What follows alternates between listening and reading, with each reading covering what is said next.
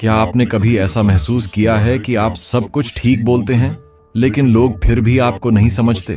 या जब आप कुछ कहना चाहते हैं तो शब्द गले में ही अटक जाते हैं? Imagine losing a job, a relationship और इवन अ ड्रीम, सिर्फ इसलिए क्योंकि आपने खुद को सही से एक्सप्रेस नहीं किया। इस वीडियो में हम सीखेंगे कम्युनिकेशन की वो स्किल्स जो आपकी पर्सनल और प्रोफेशनल लाइफ दोनों को बदल देंगी। अगले 10 मिनट में आपको वो सूत्र मिलेंगे जो दुनिया के सबसे इफेक्टिव कम्युनिकेटर्स को खास बनाते हैं। एक लड़की थी, नेहा। वो अपनी कंपनी की सबसे हार्ड वर्किंग एम्प्लॉई थी, लेकिन हर प्रमोशन उसके हाथ से फिसल जाता था। क्यों? क्योंकि मीटिंग में जब बोलने का मौका आता तो वो चुप हो जाती। उसे लगता, अगर मैंने कुछ गलत कह दिया तो? ये डर न जाने कितने लोगों को पीछे खींचता है। लेकिन एक दिन नेहा ने एक किताब पढ़ी, कम्युनिकेशन स्किल्स, और उसके बाद उसकी जिंदगी बदल गई। आज हम उसी जर्नी पर चलेंगे। तो चलिए शुरू करते हैं पहला chapter, the art of listening. Communication का पहला नियम है सुनो। लेकिन क्या हम सच में सुनते हैं? नहीं, हम अक्सर जवाब सोचते रहते हैं, सुनते नहीं। एक एक्सपेरिमेंट हुआ जहां 2 लोगों को सिर्फ एक दूसरे को सुनना था। जिसने पूरी अटेंशन दी उसे ज्यादा ट्रस्ट और रिस्पेक्ट मिला। एक्टिव लिसनिंग का मतलब है सामने वाले की आंखों में देखना, बीच में न टोकना और बॉडी लैंग्वेज से शो करना कि आप एंगेज्ड हैं। सोचिए, आप कब लास्ट टाइम किसी को ऐसे सुने थे? अब आगे बढ़ते हैं एक और पावरफुल स्किल की ओर। एक बार की बात है, एक लड़का इंटरव्यू देने गया। वो टेक्निकली बहुत स्ट्रांग था, लेकिन जब एचआर ने पूछा टेल मी अबाउट योरसेल्फ, तो उसकी आवाज कांपने लगी, शब्द अटकने लगे। इंटरव्यू खत्म हुआ, लेकिन सिलेक्शन नहीं हुआ। क्यों? क्योंकि कम्युनिकेशन सिर्फ नॉलेज नहीं, कॉन्फिडेंस भी दिखाता है। अब सोचिए, क्या आप भी कभी ऐसी सिचुएशन में फंसे हैं? क्या आपका डर आपके शब्दों को मार रहा है? तो चलिए सीखते हैं स्पीकिंग विद कॉन्फिडेंस का पहला राज। सेल्फ कॉन्फिडेंस की सबसे बड़ी कुंजी है प्रैक्टिस और प्रेजेंस। बात करते वक्त आई कांटेक्ट रखें, शब्दों को धीरे धीरे और साफ बोलें, और सबसे जरूरी, साइलेंस से डरिए मत। ऋषि कपूर ने एक बार कहा था, पॉज इज पावरफुल। अगली बार जब आप कुछ कहें तो 1 सेकंड रुकिए, सोचिए और फिर बोलिए। इससे सामने वाले को लगेगा कि आप थॉटफुल हैं। सवाल, क्या आप ऐसे बोल सकते हैं कि लोग रुककर सिर्फ आपको सुने? अब जानते हैं कैसे वर्ड्स से ज्यादा असर डालती है आपकी बॉडी लैंग्वेज। आपका शरीर आपके शब्दों से पहले बोलता है। आपने देखा होगा, जब कोई झूठ बोलता है तो वो आंखें चुराता है या बार बार हाथ हिलाता है।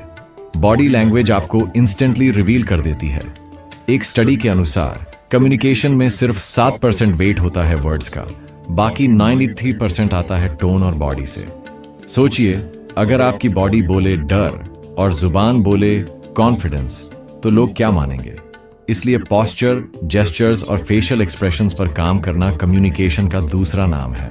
एक वक्त था जब सौरभ एक मैनेजर बनना चाहता था, लेकिन उसकी बॉडी हमेशा नर्वस रहती।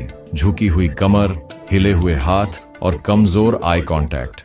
फिर उसने एक छोटा सा बदलाव किया। उसने मिरर प्रैक्टिस शुरू की। रोज 10 मिनट वो खुद से बात करता, अपने हाथों को कंट्रोल करता, मुस्कुराता, और 30 दिन बाद वो कॉन्फिडेंट दिखने लगा। याद रखिए, बॉडी लैंग्वेज मसल मेमोरी से बदलती है।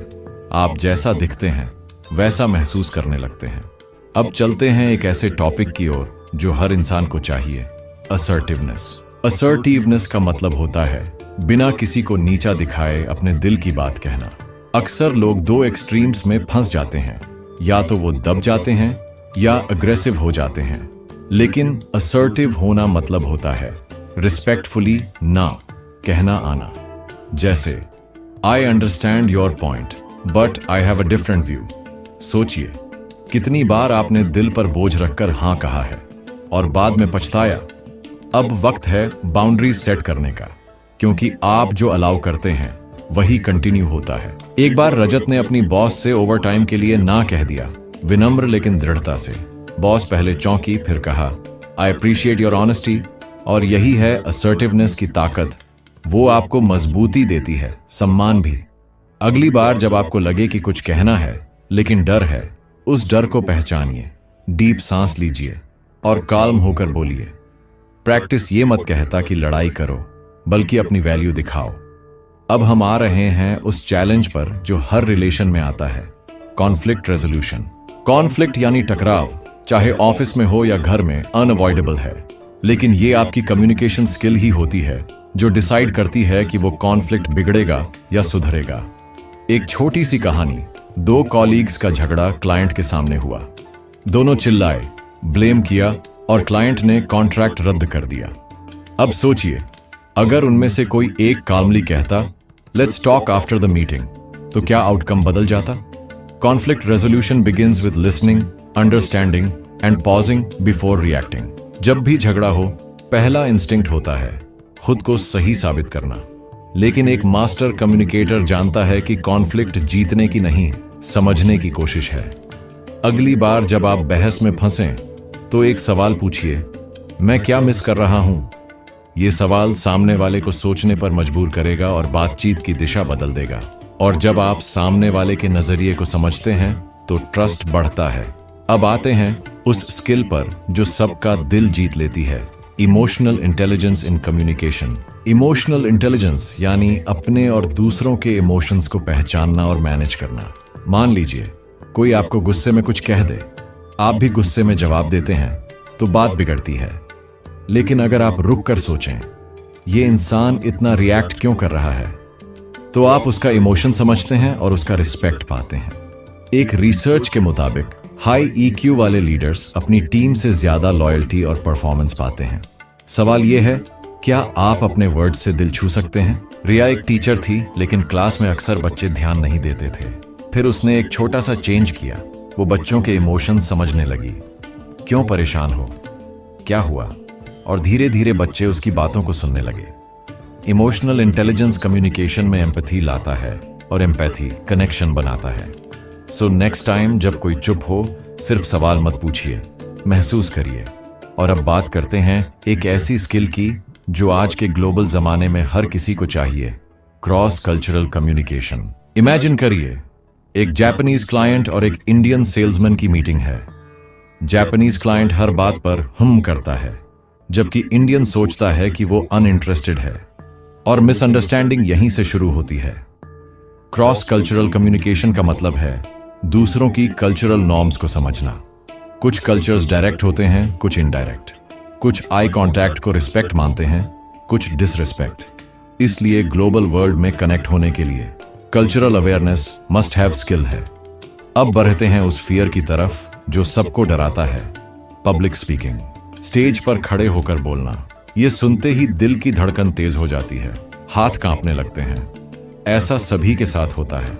वॉरेन बफेट ने खुद माना कि उनका सबसे बड़ा डर था पब्लिक स्पीकिंग, लेकिन उन्होंने एक कोर्स किया, प्रैक्टिस की, और आज वो वर्ल्ड के सबसे रिस्पेक्टेड स्पीकर्स में गिने जाते हैं। इसलिए याद रखिए, अच्छे स्पीकर्स पैदा नहीं होते, प्रैक्टिस से बनते हैं। अब हम जानेंगे वो फॉर्मूला जिससे आप भी स्टेज पर शाइन कर सकते हैं। तो तैयार हैं? चलिए शुरू करते हैं public speaking mastery. Public speaking की शुरुआत होती है तैयारी से। जब आप स्टेज पर जाते हैं तो सबसे पहले आपका माइंड नहीं, आपकी एनर्जी बोलती है। अपनी स्पीच को स्क्रिप्ट की तरह मत याद कीजिए, बल्कि समझिए, अपने शब्दों को फील कीजिए। स्टीव जॉब्स जब प्रेजेंटेशंस देते थे तो वो रिहर्सल्स में घंटों बिताते थे। हर पॉज, हर स्लाइड, हर जेस्चर तक तय होता था, और जब वो स्टेज पर आते तो लगता वो दिल से बोल रहे हैं। यही फर्क है प्रेजेंटेशन और परफॉर्मेंस में। अब जानते हैं ऑडियंस को कैसे एंगेज करें। आपका टोन आपके वर्ड से कहीं ज्यादा असरदार होता है। एक सिंपल थैंक यू को अगर आप मुस्कान के साथ कहें तो सामने वाला खुश होता है, लेकिन वही थैंक यू अगर आप बिना एक्सप्रेशन, थके हुए टोन में कहें तो ऑपोजिट असर होता है।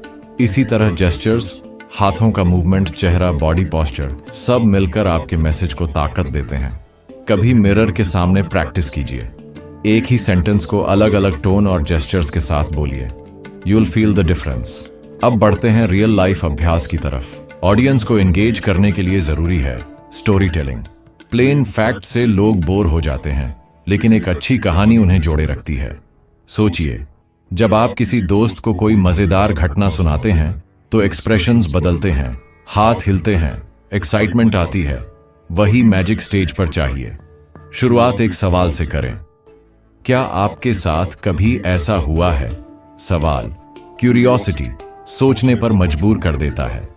यही है कम्युनिकेशन का powerful loop. Question, excitement, thinking. अब आते हैं जेस्चर्स और टोन की ताकत पर। कम्युनिकेशन थ्योरी जानने से नहीं, करने से आती है। इसीलिए आज से एक आसान प्रैक्टिस शुरू करें। हर दिन किसी एक नए इंसान से बात करें। दुकान वाले से, गार्ड से, कॉलीग से। शुरू में ऑकवर्ड लगेगा, लेकिन धीरे धीरे आपके वर्ड्स फ्लो में आने लगेंगे। दूसरा टास्क, एक टॉपिक चुनिए और उस पर 2 मिनट खुद से बोलिए, मिरर के सामने या फोन में रिकॉर्ड करके। Practice builds confidence and confidence builds charisma. अब बात करते हैं टेक्नोलॉजी के जमाने में कम्युनिकेशन कैसे बदला है। आज के समय में हम व्हाट्सएप, जूम और ईमेल से कम्युनिकेट करते हैं, लेकिन क्या ये इफेक्टिव है? टेक्स्ट में टोन नहीं दिखती, इमोजीज इमोशंस नहीं दिखाते। एक ओके का मतलब गुस्सा भी हो सकता है और सिंपल एक्सेप्टेंस भी। इसलिए डिजिटल कम्युनिकेशन में क्लैरिटी सबसे जरूरी है। Short sentences, clear tone and context देना सीखिए। और हाँ, कॉल करने से कभी मत डरिए। कई बार एक 30 सेकंड कॉल 10 मैसेजेस से ज्यादा इफेक्टिव होती है। सोचिए, आप किस तरह कम्युनिकेट करते हैं, टेक्स्ट से या दिल से? रावी एक बहुत ही स्किल्ड एम्प्लॉई था, लेकिन ऑफिस में उसे अंडर एस्टिमेट किया जाता था। रीजन? वो मीटिंग्स में चुप रहता था, अपने आइडियाज कॉन्फिडेंटली रख नहीं पाता था। एक दिन उसके दोस्त ने कहा, तू जीनियस है, लेकिन लोगों को कैसे पता चलेगा जब तू बोलेगा ही नहीं? तभी रावी ने एक फैसला लिया, हर हफ्ते एक बार मीटिंग में जरूर बोलेगा, चाहे एक लाइन ही क्यों ना हो। और धीरे धीरे उसकी आवाज सुनी जाने लगी। कम्युनिकेशन में साइलेंस भी एक लैंग्वेज है, लेकिन समय आने पर बोलना आना चाहिए। अब हम बात करते हैं लिसनिंग की एक और पावरफुल फॉर्म की, रिफ्लेक्टिव लिसनिंग। ये वो टेक्निक है जिसमें आप सिर्फ सुनते नहीं, बल्कि सामने वाले की बात को दोहराते हैं। जैसे कोई बोले, मुझे लगता है मेरा काम कोई समझता ही नहीं। आप कहें, तुम्हें लग रहा है कि लोग तुम्हारी मेहनत नहीं समझते। बस ये सुनते ही सामने वाला फील करता है कि वो समझा गया है। रिफ्लेक्टिव लिसनिंग टेंशन कम करती है और इमोशनल बॉन्ड बनाती है। So next time try this and watch the magic unfold. अब सवाल उठता है, क्या हर बार बोलना जरूरी है? जवाब है नहीं। ग्रेट कम्युनिकेटर्स जानते हैं कि कब बोलना है और कब रुकना है। साइलेंस कभी कभी सबसे पावरफुल मैसेज होता है। एग्जाम्पल, किसी टफ कॉन्वर्सेशन में अगर आप बस चुप रहें और सामने वाले को सुने, तो उन्हें लगेगा कि आप उन्हें समझ रहे हैं। इससे ट्रस्ट बढ़ता है। लेकिन वहीं अगर आप हर बात काटते जाएं, तो लोग डिस्टेंस बनाने लगते हैं। याद रखिए, बात उतनी ही करें जितनी जरूरी हो, और वो भी दिल से। इफेक्टिव कम्युनिकेशन सिर्फ बाहर की दुनिया के लिए नहीं है, बल्कि हमारे पर्सनल रिलेशनशिप्स के लिए भी सबसे बड़ा टूल है। एक बार अंजलि और उसके पिता के बीच दूरी आ गई थी, बस इसलिए क्योंकि दोनों एक दूसरे से खुलकर बात नहीं करते थे। अंजलि ने एक दिन करेज करके अपने पापा से कहा, मैं आपसे बात करना चाहती हूं। और उसी दिन उन्होंने 2 घंटे बात की, वो बातें जो सालों से अंदर थीं। कम्युनिकेशन रिश्तों को जोड़ता है, हीलिंग देता है। अगली बार किसी से दूर महसूस करें, बात कीजिए। अब सोचिए, आप अपने कम्युनिकेशन में सबसे ज्यादा स्ट्रगल कहां करते हैं? पब्लिक स्पीकिंग में, या अपने इमोशंस को वर्ड्स में बदलने में, या किसी बहस में काल्म रहने में? इस सोच से ही इंप्रूवमेंट की शुरुआत होती है। एक्सपर्ट्स कहते हैं, जो अपनी कम्युनिकेशन स्किल्स बेहतर करता है, वो अपनी जिंदगी बेहतर करता है। तो क्यों ना आज से एक कमिटमेंट लें, हर दिन कम्युनिकेशन में 8% बेटर बनने का। अगले चैप्टर्स में हम करेंगे डीप डाइव, प्रैक्टिकल टूल्स और रियल लाइफ एक्सरसाइजेस के साथ। क्या आप जानते हैं कि कम्युनिकेशन में सबसे बड़ी ताकत होती है क्लैरिटी? जब आपके वर्ड्स साफ और सिंपल होते हैं, तो सामने वाला कंफ्यूजन में नहीं फंसता। इमेजिन कीजिए, एक बॉस अपने टीम से कॉम्प्लिकेटेड टर्म्स में बात करता है, तो वो समझ नहीं पाते और मिस्टेक्स होती हैं। पर अगर सेम बॉस क्लियर, सीधे लैंग्वेज में बोले, तो सब कुछ स्मूथ चलता है। क्लैरिटी की प्रैक्टिस करें, अपनी बात को छोटे सेंटेंसेस में कहें, अननेसेसरी वर्ड्स हटाएं। यही स्किल आपको एक बेहतर कम्युनिकेटर बनाती है। रमेश ने अपने बिजनेस में एक बड़ा मिस्टेक किया। उसने अपनी टीम को अनक्लियर इंस्ट्रक्शंस दिए। काम अधूरा रहा, डेडलाइंस मिस्ड हुई और टेंशन बढ़ा। फिर उसने सीखा इफेक्टिव कम्युनिकेशन में फीडबैक देना इक्वली इंपॉर्टेंट है। जब भी बात करें, ये पूछें, क्या आपको मेरी बात समझ आई, या क्या आप कंफर्टेबल हैं ये टास्क करने में। ये सिंपल क्वेश्चंस कम्युनिकेशन गैप को बंद करते हैं। फीडबैक लूप बनाएं और देखिए टीम वर्क कैसे बेहतर होता है। क्या आप जानते हैं, कम्युनिकेशन में टोन सिर्फ फेस टू फेस ही नहीं, बल्कि ईमेल्स, मैसेजेस और कॉल्स में भी दिखती है। एक सार्कास्टिक ईमेल से ऑफिस पॉलिटिक्स बढ़ सकती है और एक रिस्पेक्टफुल रिप्लाई से रिश्ते मजबूत। इसलिए डिजिटल कम्युनिकेशन में एक्स्ट्रा ध्यान दें। इमोजीज और पंक्चुएशन का सही इस्तेमाल करें ताकि आपके इमोशंस सही तरीके से समझे जाएं। टेक्नोलॉजी ने कम्युनिकेशन आसान किया है, लेकिन सेंसिटिविटी और रिस्पेक्ट देना भी जरूरी हो गया है। अब बात करते हैं नॉन वर्बल कम्युनिकेशन की। आपके वर्ड्स से ज्यादा असर डालते हैं आपके बॉडी लैंग्वेज, फेशियल एक्सप्रेशंस और आई कांटेक्ट। कभी सोचा है, जब कोई आपकी बात सुनते हुए आंखें नहीं मिलाता तो आप कैसा महसूस करते हैं? यही कारण है कि successful communicators eye contact maintain करते हैं, ओपन पोस्चर रखते हैं और पॉजिटिव एक्सप्रेशंस दिखाते हैं। अगली बार बातचीत में ये छोटी छोटी चीजें जरूर ध्यान रखें। ये आपके मैसेज को 10 गुना प्रभावशाली बना देंगी। एक रियल स्टोरी बताता हूँ। समीर ने अपनी पहली प्रेजेंटेशन में इतना नर्वस था कि वह बार बार अपनी नोट्स देख रहा था, लेकिन एक मेंटोर ने उसे एडवाइस दिया, स्टेज पर आत्मविश्वास दिखाने के लिए अपनी बॉडी लैंग्वेज पर ध्यान दो, सीधे खड़े रहो, ऑडियंस को देखो और जेस्चर्स से अपनी बात को जोर दो। समीर ने प्रैक्टिस की और अगली प्रेजेंटेशन में उसकी कॉन्फिडेंस देख सभी इंप्रेस्ड हुए। यही है कम्युनिकेशन का सीक्रेट, प्रैक्टिस, अवेयरनेस और ऑथेंटिसिटी। क्या आपने कभी ध्यान दिया है कि कम्युनिकेशन में पॉज कितनी ताकत रखता है? जब आप बोलते हैं और बीच में डिलिबरेट पॉज लेते हैं तो आपके शब्दों का प्रभाव बढ़ जाता है। इमेजिन करिए, मार्टिन लूथर किंग जूनियर ने अपनी फेमस स्पीच में I have a dream phrase bar bar pause के साथ दोहराया, जिसने लोगों के दिलों में गहरी छाप छोड़ी। पॉज सुनने वालों को सोचने का मौका देता है और आपकी बात को एम्फसाइज करता है। अगली बार बोलते समय इंटेंशनल पॉज जरूर आजमाएं। असर्टिवनेस की सबसे बड़ी चैलेंज होती है सही बैलेंस बनाना। कभी कभी लोग डरते हैं कि अगर वे असर्टिव होंगे तो सामने वाले को नुकसान होगा या वो नाराज हो जाएंगे। लेकिन सही असर्टिवनेस से आप न केवल अपनी बात रखते हैं, बल्कि सामने वाले के फीलिंग्स का भी सम्मान करते हैं। सोचिए, अगर हर कॉन्वर्सेशन में आप खुद की वैल्यू बताएंगे और दूसरों की भी सुनेंगे तो कितनी पॉजिटिव रिलेशनशिप्स बनेंगी। इस बैलेंस को सीखना हर सफल कम्युनिकेटर की निशानी है। एक बार नेहा अपने बॉस से प्रमोशन मांगने गई, लेकिन नर्वसनेस के कारण उसकी बात अधूरी रह गई। मेंटर ने उसे बताया, असर्टिवनेस कम्युनिकेशन का वो पहलू है जिसमें आप अपने नीड्स और बाउंड्रीज को क्लियरली और रिस्पेक्टफुली व्यक्त करते हैं। असर्टिव कम्युनिकेशन पैसिव या एग्रेसिव नहीं होती, बल्कि कॉन्फिडेंट और एम्पैथेटिक होती है। नेहा ने सीख लिया कि ना कहना भी कम्युनिकेशन का हिस्सा है। क्या आप अपनी असर्टिवनेस को बढ़ाने के लिए तैयार हैं? कॉन्फ्लिक्ट रेजोल्यूशन में सबसे जरूरी होता है प्रॉब्लम को व्यक्ति से अलग करके देखना। बहुत बार हम अपने ईगो के कारण डिस्कशन को पर्सनल बना लेते हैं, जिससे बात और बिगड़ जाती है। इमेजिन करें, दो दोस्त किसी मिसअंडरस्टैंडिंग की वजह से लड़ रहे हैं। अगर वे अपने गुस्से को छोड़कर समस्या पर ध्यान दें तो समाधान आसानी से निकल सकता है। इस तरह के अप्रोच से कम्युनिकेशन में क्लैरिटी आती है और रिलेशनशिप मजबूत होता है। क्या आप तैयार हैं अपने कॉन्फ्लिक्ट्स को दोस्ताना हल करने के लिए? एक क्लाइंट मीटिंग में अर्जुन को पता चला कि क्लाइंट उसकी सर्विस से संतुष्ट नहीं है। अर्जुन ने डिफेंसिव होने के बजाय कामली क्लाइंट की बातें सुनी और कहा, मैं आपकी चिंताओं को समझता हूं, चलिए मिलकर सॉल्यूशन निकालते हैं। ये काल्म एटीट्यूड और ओपन कम्युनिकेशन ने क्लाइंट के दिल में ट्रस्ट बढ़ाया। कॉन्फ्लिक्ट रेजोल्यूशन सिर्फ लड़ाई को खत्म करने का नाम नहीं, बल्कि एक नए समझौते की शुरुआत है। क्या आप तैयार हैं अपनी कम्युनिकेशन को नेक्स्ट लेवल पर ले जाने के लिए? इमोशनल इंटेलिजेंस या EQ कम्युनिकेशन की वो ताकत है जो हमारे शब्दों से भी ज्यादा असर डालती है। राहुल की कहानी सोचिए। एक स्ट्रेसफुल मीटिंग में उसने गुस्सा होने की बजाय कामली सिचुएशन समझी और रिस्पॉन्स दिया। उसकी इमोशनल इंटेलिजेंस ने सिचुएशन को एस्केलेट होने से बचाया।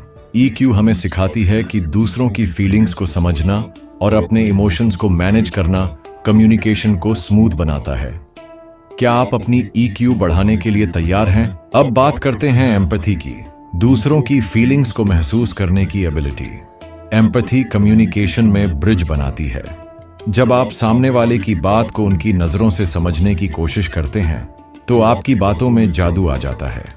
एग्जाम्पल, जब कोई दोस्त परेशान होता है और आप सिर्फ सुनते हैं बिना जज किए, तो वो रिलैक्स महसूस करता है।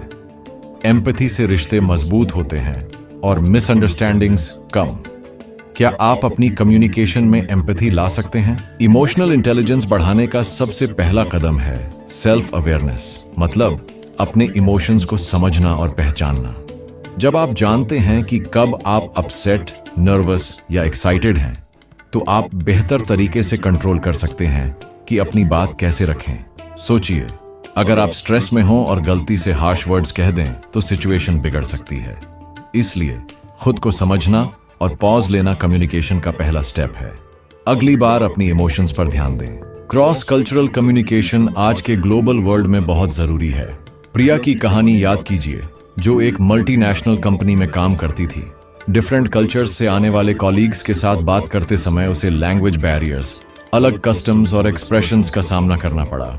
उसने सीखा कि ओपन माइंड और पेशेंस के साथ कम्युनिकेशन करना जरूरी है। कल्चरल डिफरेंसेस को समझना और रिस्पेक्ट करना इफेक्टिव कम्युनिकेशन का आधार है। आप कैसे क्रॉस कल्चरल बैरियर्स को तोड़ेंगे?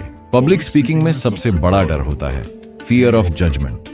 लेकिन सच ये है कि ज्यादातर ऑडियंस आपकी गलती नहीं देखती, वे बस आपकी कहानी सुनना चाहते हैं। सोचिए, जब आप किसी फेमिलियर टॉपिक पर बात करते हैं तो कॉन्फिडेंस बढ़ जाता है। प्रिपरेशन, प्रैक्टिस और पॉजिटिव माइंडसेट से फियर खत्म हो सकता है। अगली बार जब आपको स्टेज पर जाना हो, सोचिए आप वहां ऑडियंस की मदद करने गए हैं, न कि सिर्फ बोलने। क्या आप अपने पब्लिक स्पीकिंग फियर्स को जीतने को तैयार हैं? पब्लिक स्पीकिंग में एक मैजिक ट्रिक होती है, स्टोरी टेलिंग। जब आप डेटा और फैक्ट्स की बजाय एक दिलचस्प कहानी सुनाते हैं तो ऑडियंस जुड़ जाती है। एक बार एनकिट ने अपनी बिजनेस प्रेजेंटेशन बोरिंग नंबर से शुरू की, कोई ध्यान नहीं दे रहा था। फिर उसने एक रिलेटेबल कहानी सुनाई और सब लोग पूरी तरह एंगेज्ड हो गए। स्टोरी एक इमोशनल कनेक्शन बनाती है। अगली बार जब भी स्टेज पर जाएं, एक कहानी से शुरुआत करें। आप खुद फर्क महसूस करेंगे। क्या आपने सोचा है कि स्टेज पर जाने से पहले माइंड को कैसे प्रिपेयर किया जाए? वन सिंपल मेथड है विजुअलाइजेशन। इमेजिन करिए कि आप कॉन्फिडेंटली स्टेज पर खड़े हैं, ऑडियंस मुस्कुरा रही है और हर वर्ड इम्पैक्ट डाल रहा है। ये मेंटल रिहर्सल आपका नर्वसनेस कम करता है। सचिन तेंदुलकर भी अपनी बैटिंग से पहले शॉट्स विजुअलाइज करते थे। यही तरीका पब्लिक स्पीकिंग में भी काम करता है। आप भी आज से विजुअलाइजिंग प्रैक्टिस शुरू करें। प्रेजेंटेशन स्किल्स में एक सबसे अंडररेटेड टिप है स्ट्रक्चर। जब आपकी बातों का एक लॉजिकल फ्लो होता है, introduction, main content and conclusion, तो ऑडियंस आपकी बात बेहतर समझती है। एक स्पीकर ने बिना स्ट्रक्चर के बोलना शुरू किया और सब कंफ्यूज हो गए, लेकिन दूसरे ने पहले कहा, मैं आज 3 बातें शेयर करूंगा, और हर पॉइंट को क्लियरली समझाया। क्लैरिटी और ऑर्डर आपके मैसेज को अनफॉरगेटेबल बना देते हैं। प्लान करें, फिर बोलें। अब बात करते हैं कम्युनिकेशन इन पर्सनल रिलेशनशिप्स। एक बार रितु और उसके पापा के बीच मिसअंडरस्टैंडिंग हो गई, बस इसलिए क्योंकि दोनों ने ठीक से एक दूसरे की बात नहीं सुनी। जब दोनों ने काल्मली बैठकर फीलिंग्स एक्सप्रेस की तो हर कंफ्यूजन साफ हो गया। पर्सनल रिलेशनशिप्स में कम्युनिकेशन का मतलब सिर्फ बोलना नहीं, बल्कि इमोशंस को ऑनेस्टली और रिस्पेक्टफुली शेयर करना है। किसी अपने को कॉल करके पूछिए, तुम सच में कैसे हो? पर्सनल रिलेशनशिप्स में एक और गोल्डन रूल है, listen to understand, not to reply. अक्सर हम सुनते कम हैं और जवाब ज्यादा सोचते हैं। इससे कॉन्वर्सेशन का डेप्थ चला जाता है। एक बार प्रिया की दोस्त अपसेट थी और प्रिया बस सॉल्यूशंस दे रही थी, लेकिन दोस्त को बस चाहिए था कि कोई उसकी फीलिंग्स समझे। जब प्रिया ने सिर्फ चुप रहकर सुना, दोस्त का दिल हल्का हो गया। कभी कभी साइलेंस ही सबसे केयरिंग जवाब होता है। अब चलते हैं वर्कप्लेस कम्युनिकेशन की ओर। जब ऑफिस में कॉलीग्स क्लियरली कम्युनिकेट नहीं करते तो टास्क्स डिले होते हैं और फ्रस्ट्रेशन बढ़ती है। एक बार एक ईमेल में सिर्फ इतना लिखा था, इस टास्क को जल्दी पूरा करो। रिजल्ट, एम्प्लॉई कंफ्यूज था कि डेडलाइन क्या है, एक्सपेक्टेशंस क्या हैं। प्रोफेशनल सेटिंग में क्लैरिटी, टोन और कंप्लीटनेस बहुत जरूरी है। इफेक्टिव कम्युनिकेशन प्रोडक्टिविटी और रिलेशनशिप्स दोनों को ग्रो करता है। टेक्नोलॉजी ने कम्युनिकेशन को आसान किया है, लेकिन कॉम्प्लिकेटेड भी। व्हाट्सएप, जूम और ईमेल्स ने इंस्टेंट कांटेक्ट तो दिया, लेकिन डिस्ट्रैक्शंस और मिसअंडरस्टैंडिंग्स भी बढ़ी। एक बार समीर ने एक मैसेज को गलत समझकर अपने दोस्त से झगड़ा कर लिया। Lesson: tone can't always be red in text, इसलिए कभी क्रिटिकल बात हो तो फोन कॉल या फेस टू फेस बात करें। सही मीडियम चुनना कम्युनिकेशन का बड़ा हिस्सा है। वर्कप्लेस में एक और जरूरी स्किल है ईमेल एटिकेट। सोचिए, एक ईमेल में सिर्फ कैप्स लॉक में लिखा हो सेंड दिस नाउ, तो सामने वाला डर जाएगा या नाराज हो जाएगा। इसलिए ईमेल्स में प्रॉपर ग्रीटिंग, क्लियर सब्जेक्ट और रिस्पेक्टफुल टोन यूज करना कम्युनिकेशन को स्मूथ बनाता है। एक छोटी सी line, thank you for your time, आपकी इमेज प्रोफेशनल और रिस्पेक्टफुल बनाती है।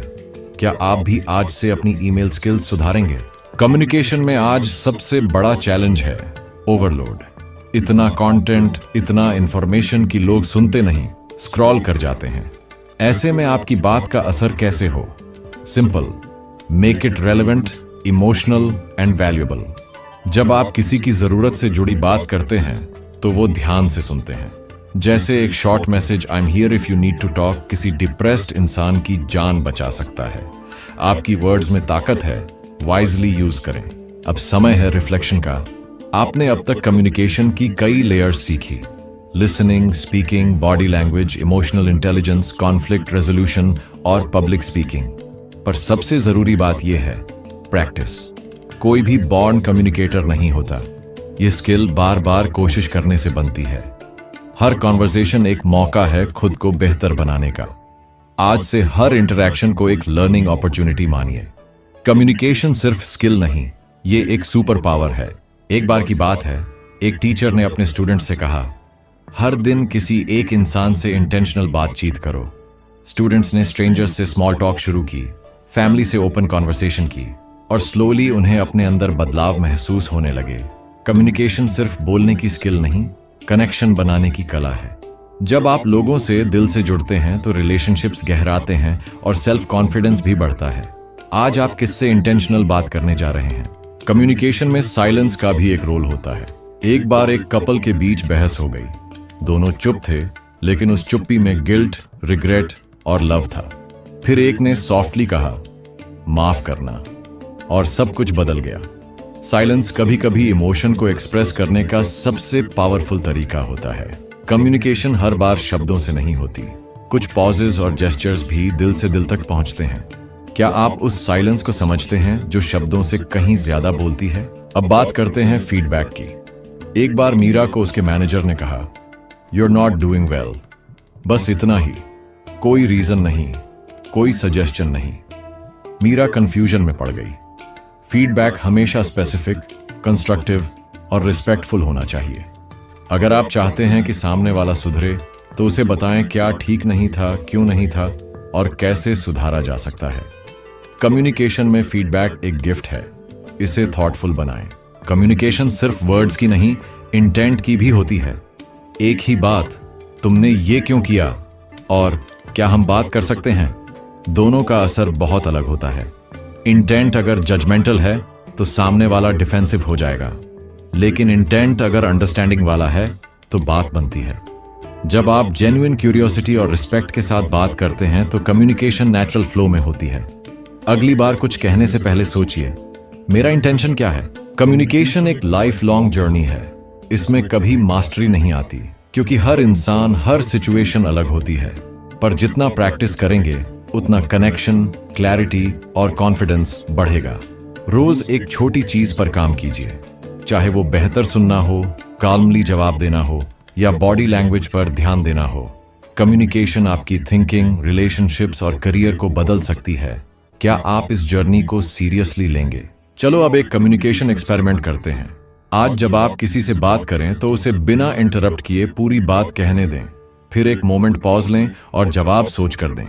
आप पाएंगे कि कॉन्वर्सेशन का लेवल ही बदल गया है। हम जितना ध्यान से सुनते हैं उतना ही असरदार जवाब दे पाते हैं।